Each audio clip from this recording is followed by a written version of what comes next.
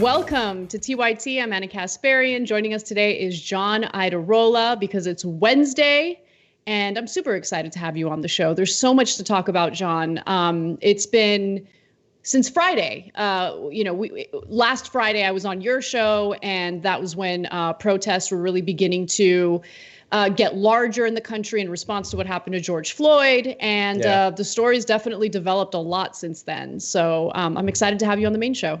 Yeah, I'm excited to be here. Always fun. I'm already missing the days when Trump's biggest threat to the American people was trying to get them to drink bleach.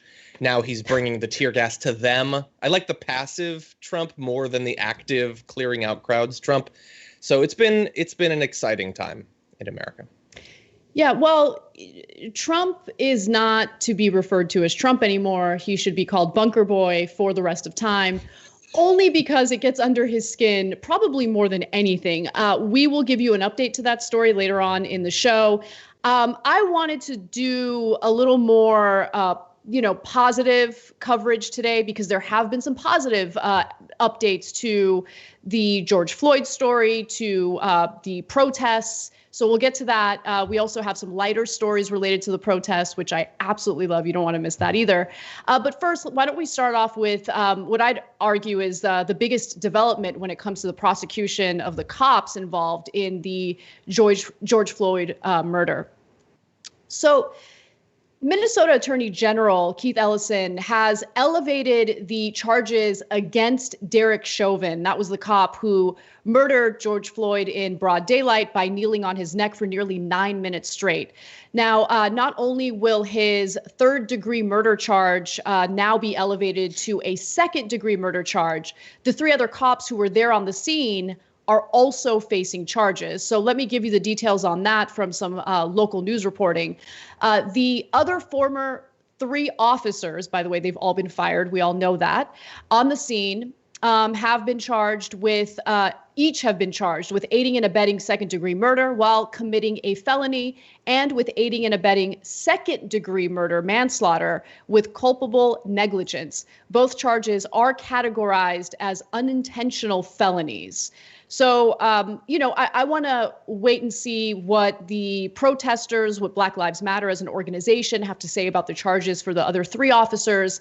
The fact that they've been able to roam the streets as free men. I mean, roam the streets is a strong statement.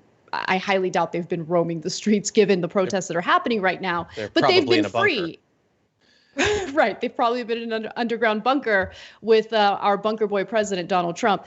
But the elevated charge for Derek Chauvin from third-degree murder to second-degree murder seems to be a bit of an improvement, but people actually want much harsher charges against him. And I wanted to get your thoughts on that, because in order for you to prove that someone is guilty of first-degree murder, you need to show that it was premeditated, that it was planned.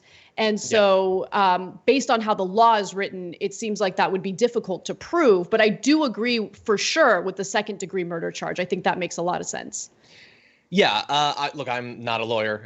I assume everyone knows that I'm not a lawyer. I'm not many things. I'm also not a lawyer. But I do understand enough to know that trying to get him on first-degree murder seems like it would be satisfying. The announcement would be satisfying, but it would significantly raise the odds that he would spend no time in prison. I know that some people will think about the possibility and think, well, now we found out about the fact that they knew each other. There had been this overlap in their work. Perhaps there was something there. Yes, perhaps, but still, it's going to be much harder. And it's not like the deck isn't already stacked against you for literally anything to go through historically when it comes to a cop killing someone on the job. And so making it even harder, I guess, would be impressive in some way, brave, but not if you actually want him to spend time in prison. And he could still spend a significant amount of time. And so, look, it's a good development, and it's one that didn't take long since Keith Ellison was put onto the case that he had the expansion of the charges. It's moving in the right direction. Right. And I also want to be clear that it isn't only about the cops involved in what happened to George Floyd. The protesters, and I absolutely agree with them, really want to reform this entire system, because this type of behavior obviously isn't unique to what we saw in Minneapolis. And so the original Hennepin County investigator, the county attorney, is the person who didn't really seem to take this case seriously enough. And so the protesters, for instance, want him to be fired. And I think that makes a lot of sense. Now, right now, he is working alongside Keith Ellison, who clearly is taking this case much more seriously. And keep in mind that the governor, Tim Walz, is working alongside Keith Ellison in this case. But the protesters are also enraged by how the governor has handled this. So I hear them on that. And I think that's where you have the perfect intersection of politics and holding politicians accountable, making them uncomfortable by taking to the streets, right? You have to do both. Obama gave a speech today actually talking about the importance of doing both. We need to get these people out of office. We need to get involved in the elections. We need to ensure that young people who are fired up and out there on the streets should vote. But don't believe for a second that I think that's the only option, right? The only reason why we're getting changes, especially when it comes to these charges, is because people are out on the streets and they're making people in power feel very uncomfortable. There's something so important, inspiring, and motivating about that. Yeah, uncomfortable, but I would argue probably not uncomfortable enough yet. Uncomfortable enough to have taken these insane authoritarian measures that they have. And I'm not just talking about Trump there. I'm talking about mayors and governors and, some of them Democrats as well. But not enough for the vast majority of them to offer anything, even a fig leaf of reform. Honestly, so I put up a tweet earlier today and I said, I want to be fair. And so I want you to list any reference to a Republican admitting that some change needs to be made, that some reform, however shallow, needs to be made. And people said that Justin Amash has suggested a few things. And there's Democrats, of course. But on the right, that was it. They think these protests are 100% illegitimate. Any amount of violence is justified against them. We will give nothing, literally nothing. Not to placate them, not to calm the streets, not for any reason. So they might be uncomfortable enough to unleash the dogs, but not uncomfortable enough to consider, apparently, that something needs to be changed. And I'm assuming that in the beginning, the changes they would offer up would almost certainly be a fig leaf. They would be surface level change, but we haven't even gotten that yet. Not nationally from the Republicans, only from a few politicians. A few have been saying we need to make some changes. And Joe Biden, who has, he has had some horrible statements during this entire thing, has at least said certain changes need to be made. But I don't see Trump giving us an inch, a millimeter on any of this. Well, Trump isn't going to. I mean, that's really the difference between Democrats and Republicans. Republicans would never even offer a fig leaf, whereas Democrats over the last several decades have only offered fig leaves. And so now all of a sudden, we actually are seeing some pretty aggressive proposals coming out of Democratic lawmakers. And they're getting blocked by goons like Mitch McConnell, which we'll talk about later in the show. But that's why these demonstrations are important. They need to continue, right? Because already they've had an impact in the type of legislation that's being proposed by Democrats. And we need to get to a point where Republicans really do fear for their political futures if they don't play ball and fundamentally reform this system of policing in the country. And by the way, I think that one of the most important things to do is to really rethink how our civilian police should be armed. I mean, the type of military grade weaponry that we're seeing out on the streets right now is unbelievable, unacceptable. And these are weapons that we paid for, that U.S. taxpayers paid for in order to arm the military abroad. And because of this never ending military industrial complex, right, these weapons manufacturers continue churning out more and more weaponry, and the Pentagon ends up with a surplus. And so they literally have a program where they hand off older military weapons to local police departments for free, right? It's free for the police departments, but keep in mind that our taxpayer money has already paid for them. Now those weapons are being used against us when we're practicing our constitutionally protected free speech rights. I mean, it's insane. At least theoretically protected. Theoretically, exactly. And, all of those free speech warriors, the ones who cried about getting protested at Berkeley, the Ben Shapiros, the Ann Coulters of the world, of course, the Dave Rubins of the world. I'm sure they're outraged at how protesters have been treated out on the streets. I'm sure they're going to speak out against that First Amendment violation any day now, any day. By the way, like the coward that he is, Dave Rubin decided to log off and unplug over the weekend. Gee, I wonder why. All right, so let's move on to some other news today, because it seems like when it comes to the right wing, cowardice is a theme, an ongoing theme. Donald Trump thought it was a great idea to attack protesters viciously using DC police and the National Guard, all so they can clear the way for his ridiculous photo op with an upside down Bible. Now, Republicans who claim that they're constitutionalists, people who truly believe in, the Constitution verbatim, they want to protect it. I mean, that's the branding that they've ran with for such a long time. Were asked by MSNBC's Casey Hunt whether they agreed with what Donald Trump did after his now notorious Rose Garden speech. And let's take a look at them one by one, cowardly running away from this reporter. Senator McConnell, was what the president did last night the right thing to do? Senator, nice to see you. Was what the president did last night right? Senator, was what the president did last night with the peaceful protesters outside the White House the right thing to do? Pardon? What the president did, the peaceful protesters that were dispersed with tear gas, he then walked across the street to the church. Was that the right thing to do? Didn't really see it. Senator, is what the president did yesterday at St. John's, was that appropriate? Was it an abuse of power? Senator Roberts, was what the president did last night at St. John's, was that appropriate? Was clearing the protesters an abuse of power? I'm sorry? I don't have any comment. You don't have any comment on what happened at the White House last night? On the what? The gassing of White House protesters, do they have a right? I didn't watch that closely enough to know what happened there. Senator Enzi, are you concerned at all about what happened at the White House last night? Sorry, I'm late for lunch. Senator Blackburn, do you have any concerns about what unfolded at the White House last night?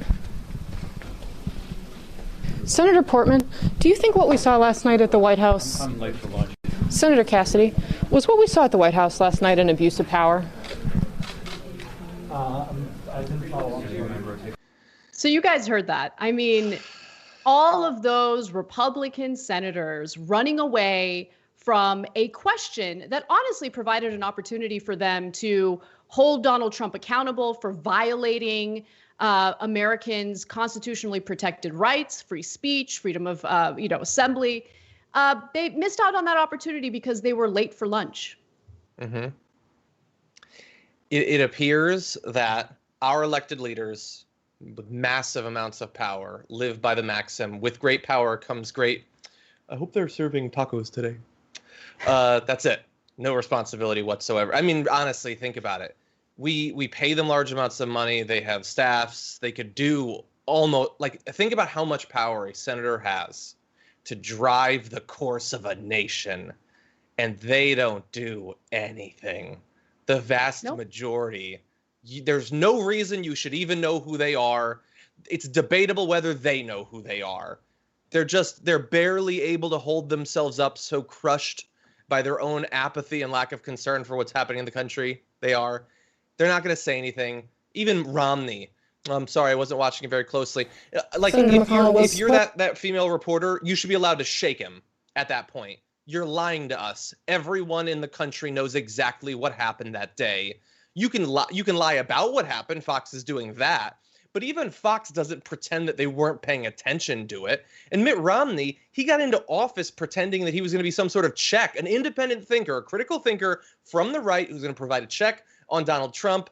But I was watching Ozark. I didn't see what happened in that particular day. Okay, well then stop. Because apparently it's important. You're being asked about it by a reporter. They're saying, was it acceptable? Shouldn't you want to know if, something happened that might not have been acceptable? Maybe you should look it up. There's some articles written. I've seen a few videos. You could find out about it if you really wanted to. But of course, he knows what happened, and he is just choosing. This isn't the hill that he wants to die on, I guess. or that he wants his values to die on anyway. Yeah, it is fascinating because on one hand you have Bunker Boy, that's Donald Trump. He's been determined as a true underground bunker boy because he was so afraid of the protests surrounding the White House that the intelligence community, the Secret Service, I should say, wanted to keep him safe and ease his nerves a little bit by literally putting him in an underground bunker for safety. And so Donald Trump, without a doubt, is a coward and he's a laughingstock. Everyone's making fun of how cowardly he is.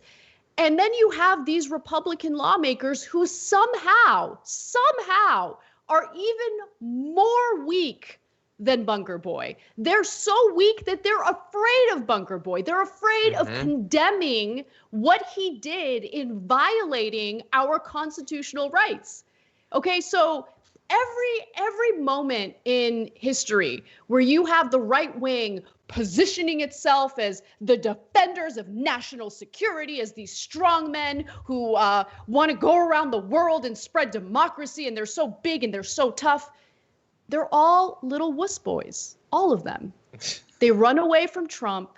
They run away from reporters. They run away from the responsibility that they took an oath to fulfill. They are unbelievably embarrassing and pathetic.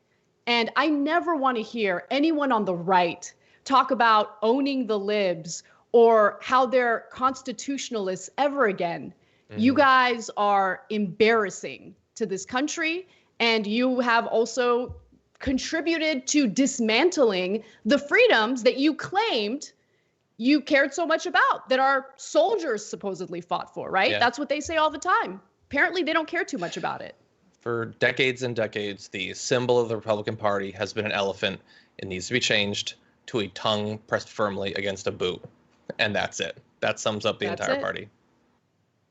Well, there's one other element to the story that I want to get to. I'm going to reset because it's important to know what is happening legislatively and in Congress in response to these mass protests.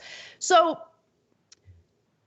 Mitch McConnell recently decided to block a bill by Senate Democrats that would hold Donald Trump accountable. It's basically a resolution that would hold Trump accountable for the vicious way peaceful protesters were treated following his Rose Garden speech a few days ago.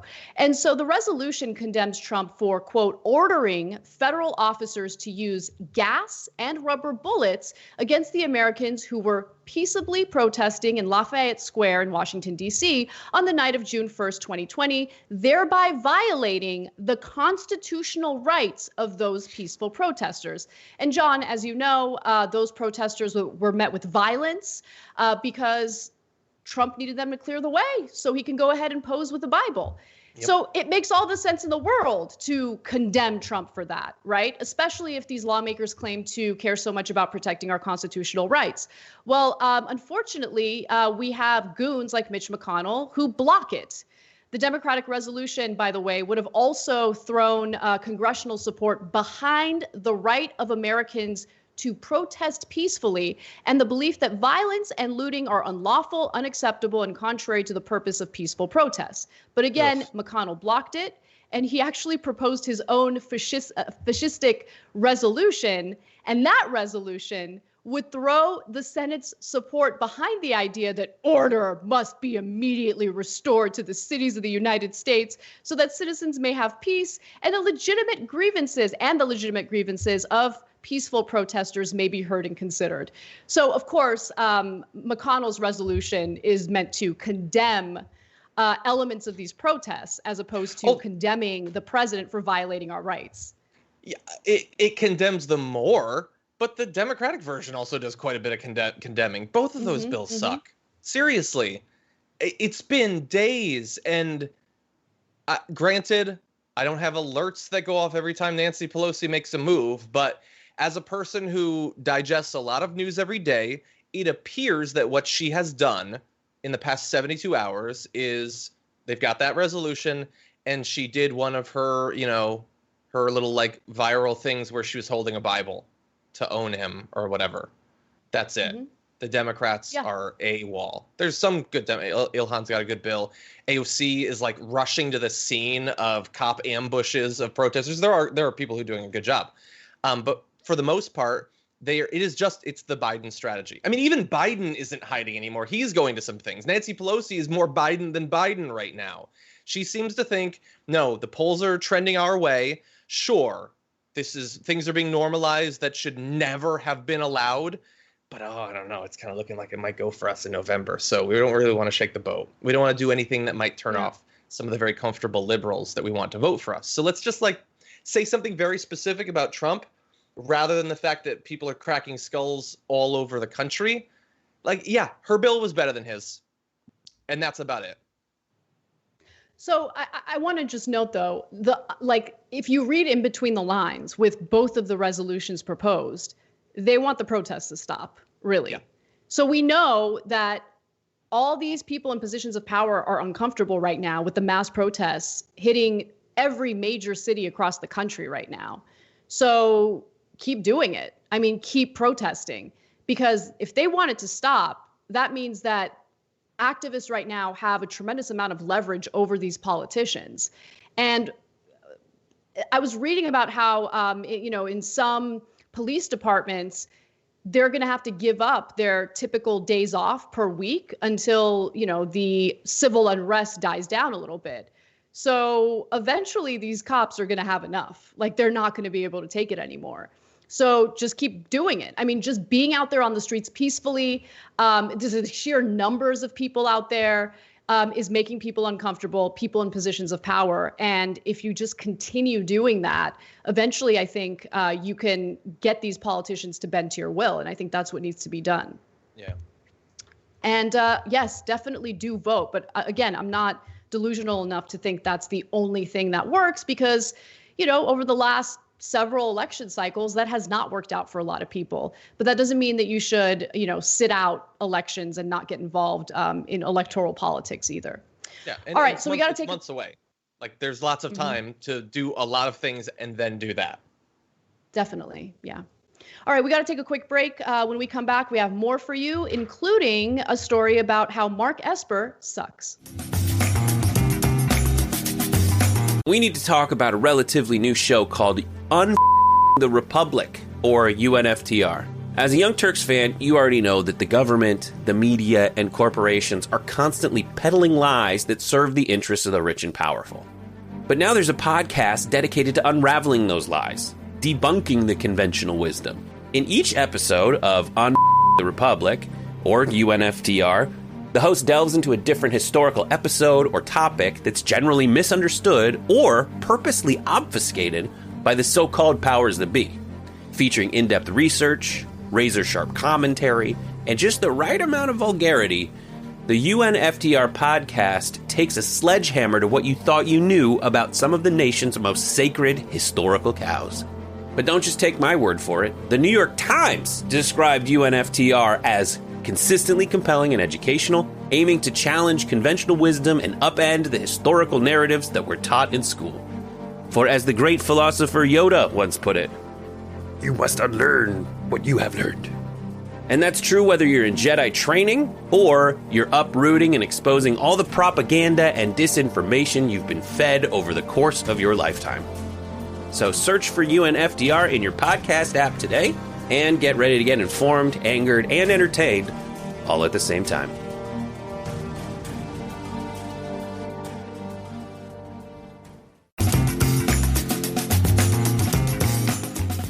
Welcome back to TYT. Anna and John with you. John, you read a tweet over the break that I wanted you to share with the audience because it was just so good. Yeah, I think it might be a Facebook message. But anyway, Aaron Kench had sent out, why are people scared of the looting and riots? The flu kills way more people every year. And I would add property damage. Car crashes cause way more property damage every year. And of course, it's nonsense. You can be concerned about multiple things. Yeah, but it's calling out all of the, right wingers who are encouraging the premature opening of our country just so they can make money. And by the way, yesterday more than 1,000 people died from coronavirus. I just want to remind people of that because I know it's easy to forget, but more than 1,000 Americans died from coronavirus yesterday. Yeah, by the way, yesterday, right after the show, I ran over to the closest demonstration that I knew about because I just wanted to, I hate that we're not there. We do have an issue with resources, limited resources. So I'm like, whatever, I'm just going to show up with my phone. It's before curfew and I don't think it's going to be violent or anything. So I don't have to worry about security.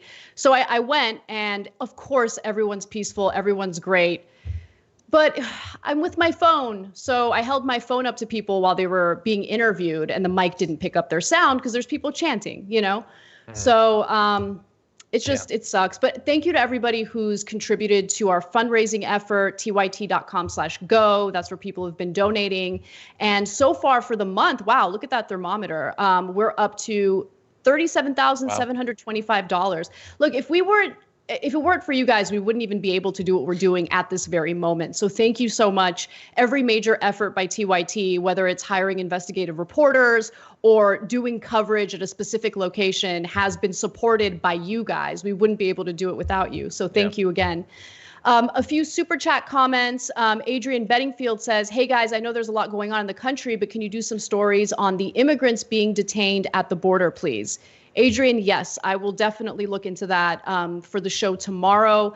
I will say one of the most difficult things is letting go of stories every day that we just don't end up having time to cover. I wish we can cover all of this news. Chub Toad says, President Bone Spurs bunker baby. The Progressive Linguist says, cadet bunker spurs. And John Howell says, simple, charge all four. They will rat on each other. Well, John, as we reported earlier in the show today, all four have been charged. So that's definitely a positive development, and it would not happen if it weren't for the demonstrations across the country and across the globe. I mean, you see other countries staging some of these protests as well. Okay, so let's move on to Esper and why he sucks. So a Pentagon policy advisor has resigned from his job, and he has cited what he refers to as Defense Secretary Mark Esper's violation of his oath of office. Now, this is specifically tied to how Esper handled the vicious attacks against peaceful protesters in Washington, D.C. Also, Donald Trump could do his photo op following his Rose Garden speech. Now, Mark Esper, who is the defense secretary, is trying to play dumb now and act as if he was completely unaware of what was going on. But before we get to that, let me tell you why James Miller resigned. So he resigned from the Defense Advisory Board in a clear rebuke of Defense Secretary Mark Esper's role in the violent dispersal of anti-racism protesters from Lafayette Square for a presidential photo op. Miller denounced Esper visibly supporting the excessive crowd control measures, calling it a violation of the nation's top defense official's oath of office. He even released an open letter so the public can read his reasoning behind his resignation, which I think makes a lot of sense. He says to Esper in this open letter, "You recited that same oath on July 23rd, 2019, when you were sworn in as Secretary of Defense. On Monday, June 1st, 2020, I believe that you violated that oath."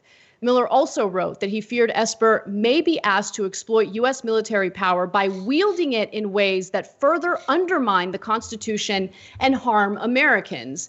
And those fears are certainly warranted because in a story that just broke, we've just learned that the members of the military who were in D.C. to basically help protect Donald Trump, or AKA Bunker Boy, and these are people who viciously contributed to what happened to those protesters. They were supposed to be sent home.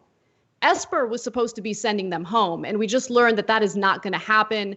That the government has decided to keep these members of the military in D.C. as these protests continue. So essentially, we will continue having the military fight peaceful protesters in Washington, D.C. because Donald Trump is a giant coward who's only enabled by people who are larger cowards like Mark Esper. Yeah, and only thinks that he looks strong when he has other people beating other innocent people and he's near it. That's an alpha male, I guess, for conservatives, apparently, because that was his plan. I think this is going forward. This should be the thing that scares people the most, I think, other than possibly the coronavirus, is what will the military do and what won't they do? And looking back over Donald Trump's time as president, it is difficult to come up with times where the military has told him no. Like, he used the largest non-nuclear armament we have in Afghanistan a few years ago. They seemed totally willing to launch into a conflict with Iran, totally unnecessarily earlier this year. I mean, they wouldn't have tanks in a parade. That's the only thing I can think of where the military said no to Donald Trump. And so, you know, when you have the tear gassing and the buzzing people with helicopters, and now on the streets, apparently possibly mercenaries, people, heavily armed quasi-soldiers that we have no idea who they answer to, we should all be extremely worried about Donald Trump, especially if he is fearing that he might lose the election, which, based on the polling, it looks like is certainly a possibility. We want people in positions of power who will say no, who will refuse to follow orders, and we know that the past few years, Donald Trump has been weeding those people out the entire time. That's exactly right. I mean, he has surrounded himself with yes men, and he's fired all sorts of attorneys general. This is the type of person he is. He doesn't like any type of oversight. He doesn't like to be challenged in any way ideologically, even though there isn't really much of an ideology there other than Donald Trump looking out for Donald Trump. But Mark Esper apparently has caught wind of the backlash because he is certainly playing dumb about what happened. So let's take a quick look at a recent press address that Esper gave, and let's see if we're buying any of what he's selling here. I did know that following the president's remarks on Monday evening, that many of us were going to join President Trump and review the damage in Lafayette Park and at St. John's Episcopal Church. What I was not aware of was exactly where we were going when we arrived at the church and what the plans were once we got there. It was also my aim, and General Milley's, to meet with and thank the members of the National Guard who were on duty that evening in the park. It is something the president likes to do as well. In other words, I didn't know. I just didn't know. He claims that he had no notice before Trump led him to St. John's Episcopal Church for a photo op. And he's claiming, John, that he thought he was just going to go there to survey some of the damage that was done to the church and also talk to the troops. That's what he thought. Yeah, it's like, the thing is that we have no reason to believe that anything any of them are saying is true. No. And we have no reason to believe that the clarifications they provide are true when we know Donald Trump is right now and always watching the news. And so if Esper comes out and says, you know, I didn't know why we were doing this or whatever, he's going to immediately get a call from Donald Trump. And because only weenies are left in positions of authority, he's going to immediately change his story to try to, like, make Donald Trump less angry at him, I guess. But all of it is lies. The entire purpose of that event was a big deception. We shouldn't trust any of this. And honestly, I'm inclined to just say, I don't care what Esper thought was going on there. I care about what he allowed to be done and what Barr allowed to be done, because now Barr wants us to believe that it was his idea, even though Ivanka also says it was her idea. And I don't know how Barr could actually be responsible for it, but he says it was his idea to clear people out earlier. But again, because of the threat of Antifa, even though we find out, thanks to the great reporting of Ken Klippenstein, that the FBI has found no indication that Antifa has been involved with literally any of the violence so far over multiple days of protests. So I don't trust any of them, and I really don't care. I care about what they do, not their BS excuses that they give after the fact. Well, you have good reason to avoid trusting anyone from the Trump administration, including Mark Esper, because in that same speech, he claimed that, you know, what we saw in terms of how these peaceful protesters were treated wasn't actually what we saw. Here he is. So I want to address a few other matters that have been raised about that evening. First, National Guard forces did not fire rubber bullets or tear gas into the crowd, as reported. Second, guardsmen were instructed to wear helmets and personal protective equipment for their own protection, not to serve as some form of intimidation. Third, military leaders, including the chairman of the Joint Chiefs of Staff, were wearing field uniforms because that is the appropriate uniform when working in a command center and meeting with troops in the streets. Fourth, It wasn't until yesterday afternoon that we determined it was a National Guard helicopter that hovered low over a city block in D.C. Within an hour or so of learning of this, I directed the Secretary of the Army to conduct an inquiry to determine what happened and why, and to report back to me. It's all lies. So clear. Yeah, it's all lies. And clearly, for those of you who are watching a video version of the show as opposed to the audio podcast, we're the ones who used video to debunk the nonsense that you're hearing from Esper. So the tear gas, you can clearly see in the video. You also see these heavily armed, police with their shields and their helmets charging at not only peaceful protesters, but also the press, in order to make way for Donald Trump's ridiculous photo op. So, well, there was that threatening guy who was sitting down with a camera, and that's why that guy had to go all Captain America on him with his riot shield. Yeah, no, I thought I saw police brutality there, but I guess it was just in my mind. Esper's got to be telling the truth. Yeah. And finally, Esper claims that he's on our side.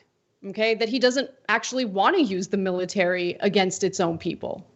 The option to use active duty forces in a law enforcement role should only be used as a matter of last resort and only in the most urgent and dire of situations. We are not in one of those situations now. I do not support invoking the Insurrection Act. In the YouTube super chat comments, Clayton Mill writes in and says, I thought the military also swore an oath to protect Americans from harm, not harm them, so bunker bitch, that's Donald Trump, can have a photo op. Well, I guess oaths don't really matter at all, right? Just like how the Trump administration has shown us how little regard they have for our constitutional rights. Yeah. So it makes a good headline for Esper to say, I don't invoke using the Insurrection Act. It's like, oh, he's standing up for himself. Here's an important follow-up question. What if they don't have to? What if invoking it could prompt a response? Instead, you just do all the things you'd do if you invoked it. You send the troops in. I mean, after all, we're apparently led to believe that some helicopter pilot just decided on his own to buzz people below the level of buildings. That's something that helicopter pilots do all the time on their own. They weren't ordered to. No one's responsible. That's the cool thing, is that it was done, but no one's responsible. No one can be held responsible.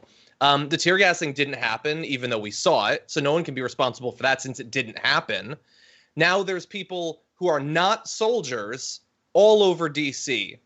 They look like soldiers. They have the weapons and the defensive armor of soldiers, but they're not soldiers. They're not military police. We have no idea who they are. Why would you go to the trouble of using the Insurrection Act, which would produce its own headlines, when you could just do all of those things informally? That's exactly right. And the thing that I just want Americans to be just hyper aware of moving forward, because I feel like we've ignored it for a long time. And I don't mean all of us, but in general, like our media has ignored it. I think that there's been just like this disinterest in the general public. What we do abroad, our U.S. foreign policy, is tied to what's happening within our borders today. When we turn a blind eye to this military industrial complex, which leads to, which of course focuses on that profit motive for more war, more weapons, all of the investment goes toward defense, right? You don't think that that's eventually going to turn around and negatively impact us? And by the way, if that's all you care about, if all you care about is what happens within these borders, you should care about U.S. foreign policy. But if you're uncomfortable watching our police treat American citizens the way they are, with this disgusting level of brutality, also understand that the way we treat civilians abroad is actually worse. And we're talking about civilians. We're not talking about soldiers and foreign militaries. We're talking about average people who want to have dinner with their families, who want to go to school and get educated, who want a better life for themselves. Our government has been maiming them, murdering them with no problem, referring to them as nothing more than collateral damage.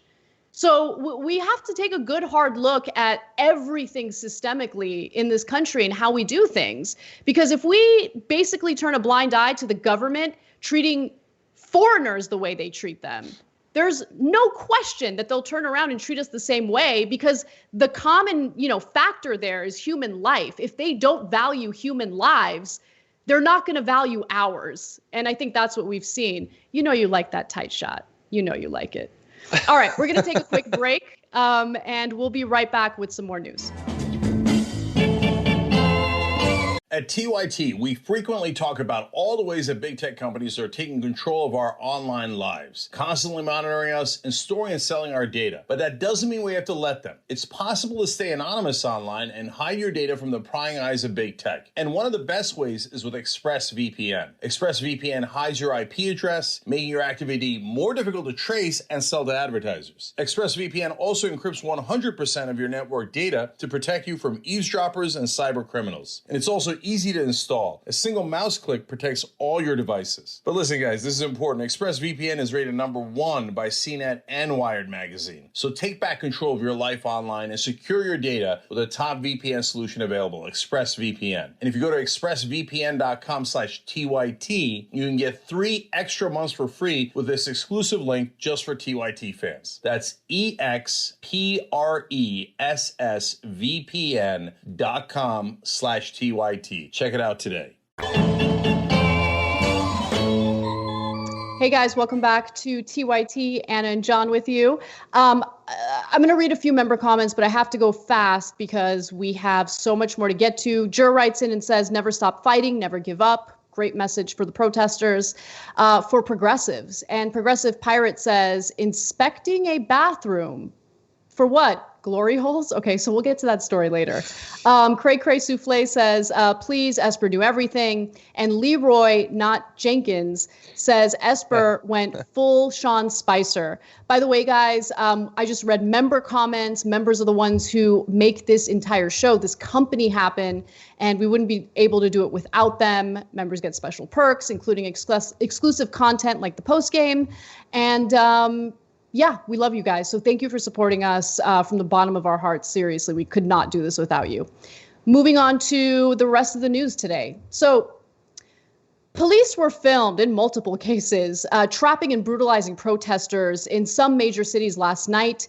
The protests were peaceful. There were no issues with the protesters whatsoever. However, the protesters engaged in civil disobedience by refusing to abide by these ridiculous curfews. So I'm going to start off with the first example, which took place in Charlotte, North Carolina. The protesters were led by riot police into a parking lot, which meant that they were trapped, and then they were terrorized. Take a look.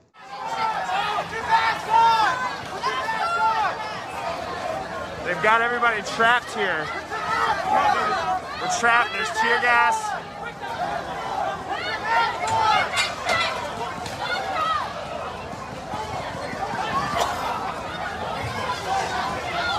We're trapped here.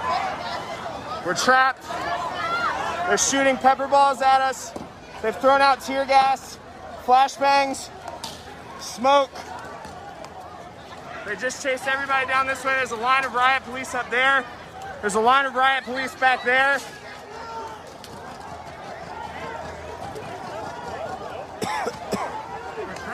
We're trapped here. They're up top shooting at us.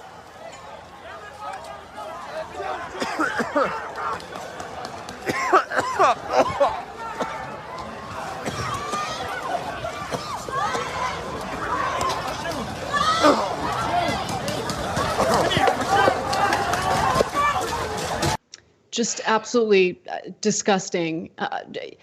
To see how much disdain they have for people. They just do not care about human lives at all. These are peaceful protesters, and they purposely did that. They trapped them in a situation they couldn't escape from and used tear gas and just terrorized them. Yeah, the idea was to brutalize them. That's all that they wanted. They set up a situation where they wouldn't be able to leave because they didn't want them to leave. These are some of the worst things that we've seen. That there's, I'm sure many people saw sort of on the embankment next to a highway, people were trapped again, being, tear gassed and all of that. And then just yesterday on the Brooklyn Bridge, both sides were blocked off. So they were being yelled at to leave. They were being blocked from doing so and being attacked the entire time. Yeah. And it's such a stupid strategy. I mean, it's obviously horrific for all the human rights reasons, all of that. But like the police have got to understand that this is hurting them too much. I mean, people know that like during the civil rights movement, the fact that the footage was getting out was so damning to what was going on, because finally people around the country were seeing what would have been happening the entire time. Now they're seeing 100 viral clips every day are spreading around. And that's like, are they shocked that so many people support these protests, that there was majority support for burning down the police building in Minneapolis? People see what these police are doing. The attack that sparked all this, the murder of George Floyd, was brutal. But most of these videos would be themselves justification for protests of this sort. And so they are just feeding it in cities across the country every single night. Right now, as we are doing this, as we're doing this show, there's something happening that's going to be uploaded to Twitter soon, and we're going to be rightfully horrified by it. Yeah, you're absolutely right. And look, what happened on the Brooklyn Bridge last night was absolutely unacceptable. I was terrified because they were trapped on that bridge for hours, and I was terrified that it would eventually devolve into like a very violent interaction with the police. Eventually, I think because there was so much backlash in real time in regard to what was happening, they allowed people to get off the bridge on the Brooklyn side, but they wouldn't allow them to cross over to Manhattan. And I think part of the reason why these protesters were saved is because Spider-Man made an appearance. Take a look. You mess with one of us, you mess with all of us. I don't know about this, bitch.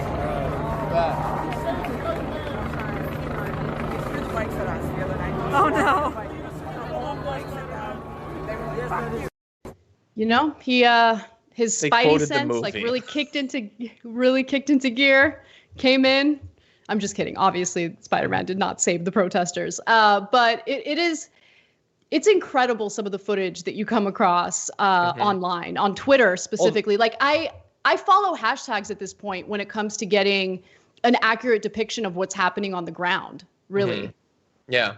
Because the media like only focuses on the looting, but that's not the full story. Yeah, and I get it. It makes for good imagery or whatever, and you can, like, it seems like you're being responsible, and you can ignore the fact that much of it's going to be insured and everything anyway. But look, the Spider-Man thing is cool. We like the imagery or whatever. They might not have had an actual Spider-Man, but they did have a friendly neighborhood congresswoman, because when the footage was going around, AOC tweeted that she was rushing to the Brooklyn Bridge. And we don't know if public attention on these things results in, for instance, those people being allowed to flee into Brooklyn. It is possible that she contributed to that. And so thankfully we do have some people, if not spiders. And finally, I wanted to show you one other example of how the police respond to peaceful protesters, including medics who are specifically there to help protesters if they get physically hurt. Take a look. We had set up a medical center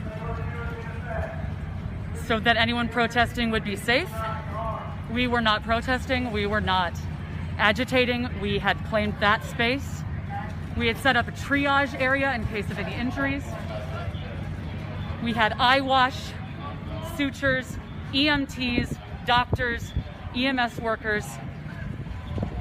They came in full riot gear, hit us with shields, threw several people to the ground. We were grabbed, thrown, shouted at, screamed at, treated as criminals. Yeah, and today I actually came across a disturbing video that I retweeted featuring a protester who's a diabetic. She's begging a police officer to give her insulin, which is in a purse or a bag that the cop has and won't give back. And she's like, you can go through my stuff if you want. You can keep everything. Just give me my insulin. My blood sugar I can feel it dropping. And they thought it was funny. I mean, just complete disregard for human life and what they're supposed to be doing, which is protecting and serving the public. Yeah. Yeah, I don't know. Maybe it's a bubble thing. Maybe just brutalizing people in the most horrific ways imaginable plays well with certain people, and that's who they're trying to appeal to. But when I see footage of LAPD, like driving up on a group of teenagers, firing rubber bullets out of the car at them, and then chasing them down the street. I don't feel safer or more secure as a result of that when they're, trying to ram through barricades with their police SUVs and running over people. Seems like a terrible strategy. I would probably go in a different direction if I were them. Definitely. So we have about 30 seconds left in the main show. Unfortunately, we didn't get to the Bunker Boys story that we had prepared, but we will do it in our post-game show for our members. You can help support TYT, keep us sustainable by becoming a member, tyt.com/join to do so. And this post-game is among my favorite. We're going to show you some messages toward the LAPD that were vicious, and it just brightened my day. It was awesome. We'll have that and more in the post-game show. See you soon. Thanks for listening to the full episode of the Young Turks. Support our work, listen ad-free, access members-only bonus content, and more by subscribing to Apple Podcasts at apple.co/TYT. I'm your host, Cenk Uygur, and I'll see you soon.